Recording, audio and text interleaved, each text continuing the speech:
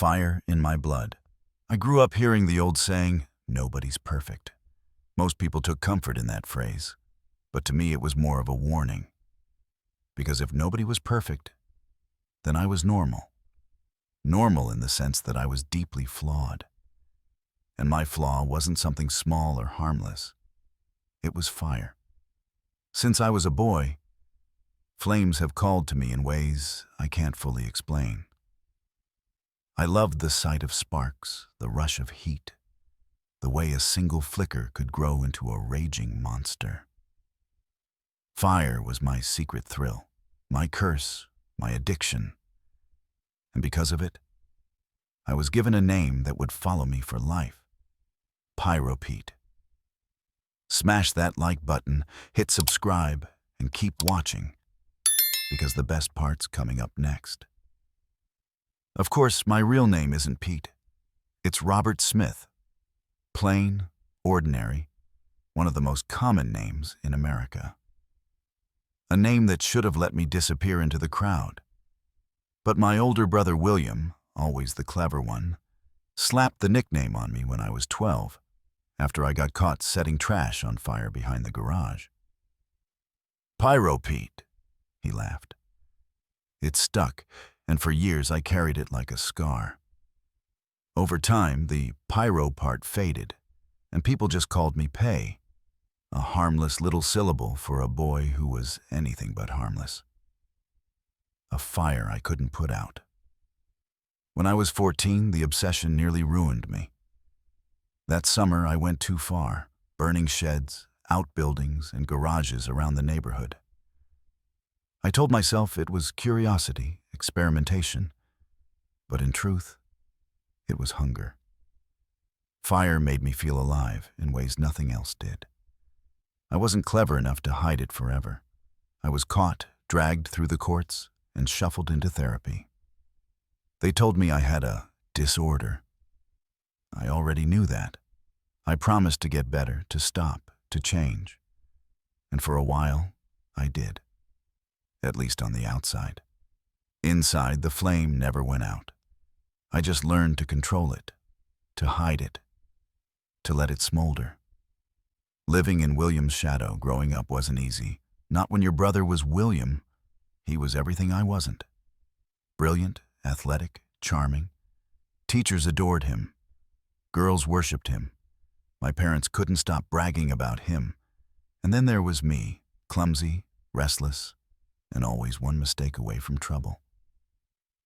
I barely scraped through school, stumbled through jobs, and tried not to drown in William's shadow. The happiest day of my life back then? The day he left for college. For once, I could breathe without competing. I found roofing work after high school. It suited me. Short jobs, quick pay, no time to get bored. For a while, I thought maybe I'd carved out a small piece of life for myself. Then came Sarah. Sarah. She was the first woman who ever made me believe I could be normal. Sarah wasn't extraordinary in the way my brother's girlfriends had been. She was sweet, grounded, with brown hair that shimmered in the sun and a smile that felt like home. We fell in love slowly, carefully. I had my demons, but with her, I felt steady. After years of drifting, I finally anchored. We saved, bought a little house, started building a life.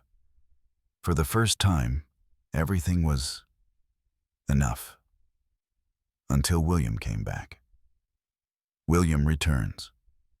10 years had passed since I'd really seen him. He'd become an engineer, successful, polished.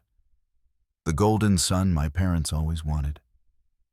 He invited us to see his new cabin, though cabin wasn't the right word. It was a lodge, sprawling and expensive. William's life always seemed bigger, shinier, more enviable. I told myself I didn't care anymore. I had Sarah. I had a home. I had peace. But then I saw it. The way she looked at him. The way he looked at her. I'd seen women fall under William's spell before, but never my wife. At first, I tried to ignore it. She was being polite, I told myself, friendly. But the flirting was too obvious, the laughter too intimate. It clawed at me. Then came the betrayal. She invited him to stay the night, at our house, in our guest room. And she insisted on riding back with him in his Mercedes, like some giddy schoolgirl. I should have exploded right then, but I didn't. I buried the rage, let it fester. And when Sarah handed me a beer that night, I knew exactly what was happening. She and William were counting on my weakness, that after 2 bottles, I'd be dead to the world for 10 hours. Only this time, I wasn't drinking. I poured the beer out, filled the bottles with water, and played the part of the drunk fool. I faked the heavy eyes, the drooping head, the snore. I let them think I was gone. And when they crept to the bedroom, when I opened the door and saw them together in the moonlight on my bed, something inside me snapped. Like what you see? Click like, hit subscribe, and stay tuned. Let's keep going. Fire answers. Betrayal. I didn't scream. I didn't attack. I didn't make a scene. That's not my way. Instead, I drove 3 hours into the night, following William's perfect map, until I reached his precious cabin. I stood there for a long moment, breathing in the cool air, staring at the wooden masterpiece he was so proud of. 30 minutes later, I drove away. Behind me, the forest glowed orange, the cabin transformed into a roaring inferno. I didn't stop there. By sunrise, I was parked down the street from my own house, watching. Sarah stepped outside, scanning for my truck. When she saw it gone, she hurried back in. 10 minutes later, William tore out of the driveway, probably thinking he'd gotten away with it. At 8 o'clock, when Sarah left for work, our house went up in flames. Everything we'd built together, gone in a cloud of black smoke. I closed out our bank accounts, packed what little I had, and slipped away. But before I left, I gave Sarah a parting gift. A little device under the passenger seat of her car. Gasoline, styrofoam, and a remote-controlled igniter. Her Ford went up like a torch. That was goodbye. North Carolina. William had another house, of course. Bigger, better, with a family tucked neatly inside. His wife Rachel, their 2 kids, their cat. I parked far enough away not to be noticed, watching, waiting. One day, while Rachel was at work, I slipped inside. I didn't take anything. I just found the cat, lured it into a carrier, and delivered it straight to Rachel's office. When she saw me, she froze. Somehow, she knew who I was instantly. "Oh no, Petey. Please say you didn't." Her voice cracked, pleading. I only said, "Ask William." That night, William's car caught fire. A week later, his house burned to the ground. But that blaze wasn't mine. Rachel confessed later. She'd put the torch to her own home.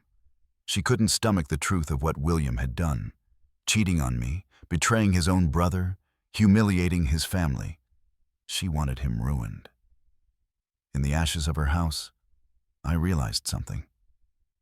I wasn't the only one with fire in my blood. Disappearing into ashes. I didn't wait to see the fallout. I fled. Alabama became my hiding place. Roofing was overrun with immigrant crews, so I found work as an insurance adjuster. I cleaned myself up, shaved, dressed better. I even started learning Spanish to fit in with my co-workers. It was almost laughable. There I was, a wanted arsonist working for an insurance company, the same one my brother had used to cover his homes. 2 years passed. No cops, no detectives. My name was attached to a dozen fire reports, but nobody came knocking. Then my father had a stroke. I couldn't stay away. I went back, quietly, slipping into my parents' lives like a ghost.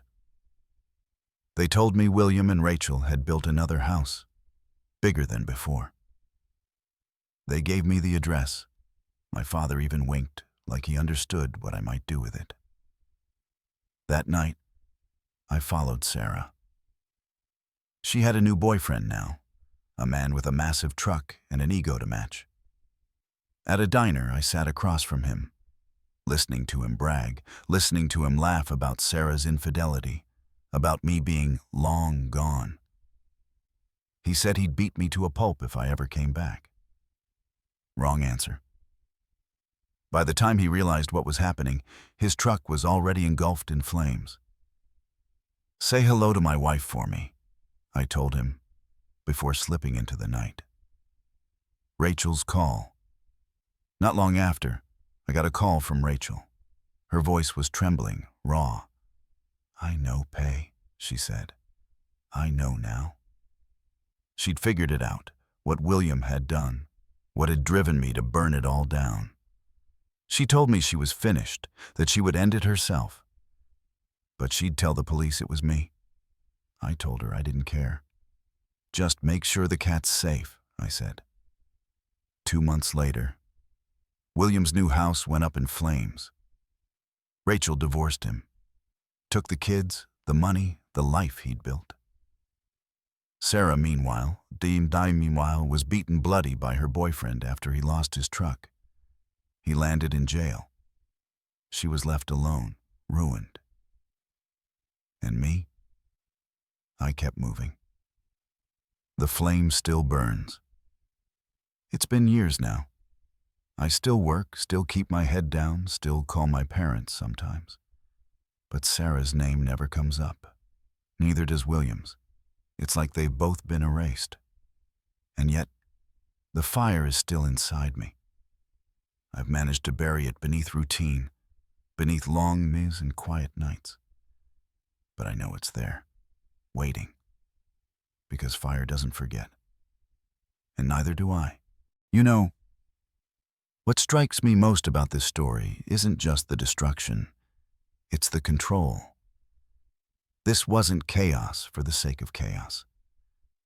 It was calculated, emotional, and deeply human. Pay isn't just some arsonist.